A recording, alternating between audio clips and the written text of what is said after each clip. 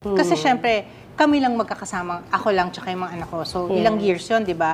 Na natuto kami lang na nabubuhay, wala kaming inaasahan. Natuto kaming gumapang on our own. Yes. Natuto kaming to motivate each other. Together. Oo, na mag-survive. Yun yung word. Natuto kami Wait lang, mag-survive. medyo naiiyak ako, naalala ko yung moments na, yun nga, yung naghiwalay na kayo. Kasi nga ganun kami ka-close na dinadalaw namin kayo sa Katipunan. Alam yung ko, bahay magkapit-bahay kasi tayo. Sorry, ako yung umiyak sa interview. Kainis naman to, sabi natin, hindi tayo iyak, di ba?